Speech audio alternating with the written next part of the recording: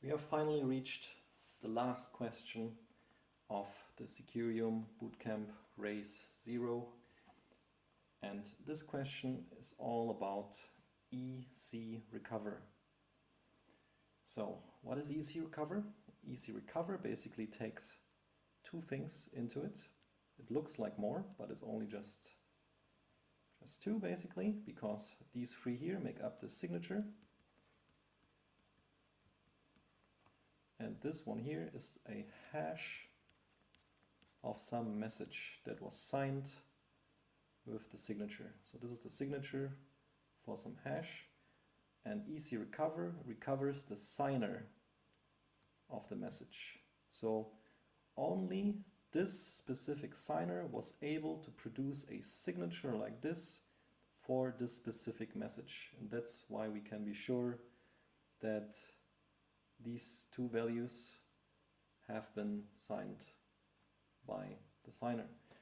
So how can this be used? What is this useful for? If you remember, there's a proof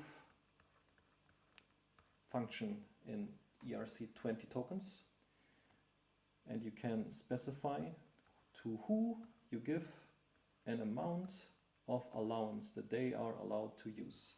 So if there is some DeFi protocol and we want this DeFi protocol to handle our tokens of some sort, we would approve on that token, we would approve the DeFi protocol to make use of some amount of our tokens, basically.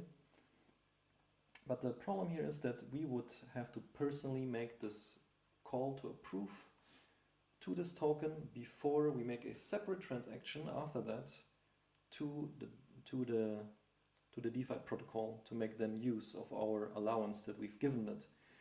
So this is a little bit annoying because we have to do two transactions, we have to pay gas twice basically, so it would be better if there is some better solution like that.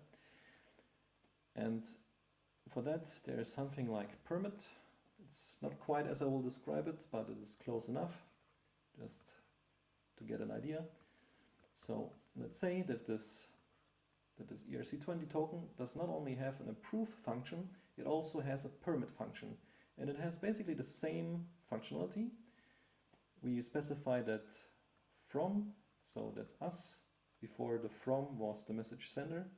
So before message sender was from whom the allowance is given to. But in permit, because we are no longer personally calling permits, the DeFi protocol is calling permit for us, so they need to specify from whom this permit was given to. Here the DeFi protocol would specify themselves, so they're giving themselves this approval, and then just as approve an amount. So if a DeFi protocol could just call permit on some ERC20 token and it could just get arbitrary approvals, arbitrary allowances from us, that wouldn't be good. So instead they have to prove that they have approval to do so. And we give them a signature. We have signed a message that says that we are willing to give them this amount of allowance. So this is basically the message. And then we again have V, R, and S. Just like down here we had V, R, and S. We give them a V, R, and S, and they can then call this permit function on ERC20, on the ERC20 with this data, with the signature, and then permit can calculate the hash of the message and check with ecrecover whether the signature is indeed signing this message and if it came indeed from us, basically. And that is one way how we could optimize approvals. So with that, let's look at option A. So the security concerns, and let's say our permit function here is using this internal, so this verify function here is an internal function of this ERC20 token that has this external permit function. and it uses verify. And the security concerns with this verify function here is a signature malleability risk of ecrecover. Now the problem with these signatures is that they are malleable.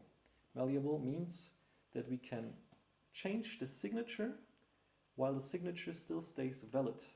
So basically we can change this part, but this still stays the same and the signature still stays valid. It still looks like we signed it, but suddenly it looks like we signed it with a different signature, but it's still a valid signature.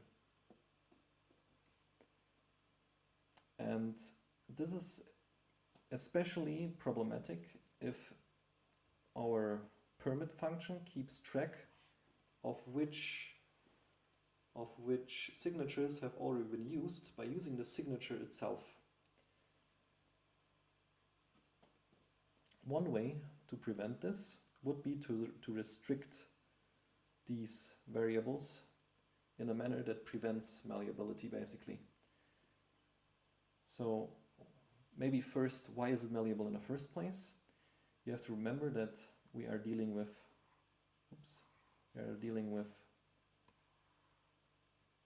elliptic curves here, and basically we have r. R is an x-coordinate, but an x-coordinate alone doesn't give us a point, so we have v, and v tells us whether this x-coordinate is either to the point there or to the point there. And our v in this case says that our point is down here. So v and r together create a point on an elliptic curve, basically. And then we have s, and s is a scalar value, which is, well, it's not a point on the curve, it's just a scalar value which is used during the calculation of the signature. And what we can do now is that we can flip v, because v can only be two values. In case of ecrecover, it can either be 27 or 28. So if this is 28, pointing down here, then we can just change change v to be 27, and suddenly v points up here. So we've suddenly changed this, and we've changed v to, let's call it a v, special v. So we've already changed the signature, r itself stays the same. But if you would just use s as it was, this signature would not be valid. What we have to do with s to be okay with this change of the point is we have to invert s. We have to turn s into minus s, basically. And since this is an integer, there are no minus values. But this is an integer in a field. So it is s modulo n. So this integer is within the field modulo n. And to find this additive inverse of s, we simply can do n minus s. And that then results in the minus s value. And this minus s value can then be used here. So we've used the original s, we made minus s out of it, we used the original r, still the same. We flipped the v, and now this is again a valid signature that we can use just the same as the original signature. And that is what signature malleability is. Now there are ways to prevent signature malleability. For example, we can disallow these negative values of s to be passed in, stuff like that. We can make sure that only one of these v's is allowed, or stuff like that, basically. But that's not really a good solution, because there would still be some malleability risk, because sometimes we have like short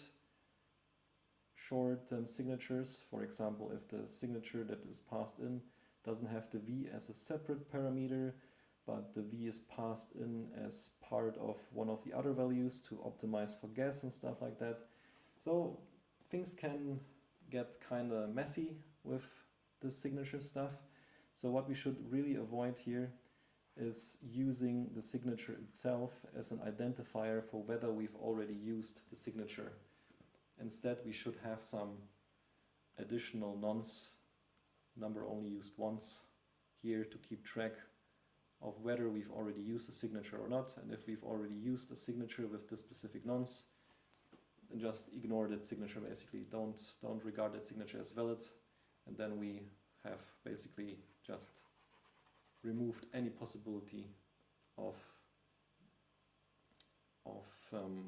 malleability being exploitable. The signature would still be malleable, but doesn't matter because we don't care about it being different, because the nonce will prevent it no matter what it is, because the nonce is already used, basically. But here, in our function here, it says that we are to assume that the contract does not make use of a chainID or nonce.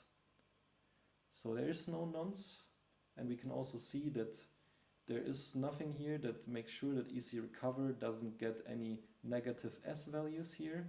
So there is really nothing here preventing us from using changed signatures to replay a permit once again, basically. So that's bad.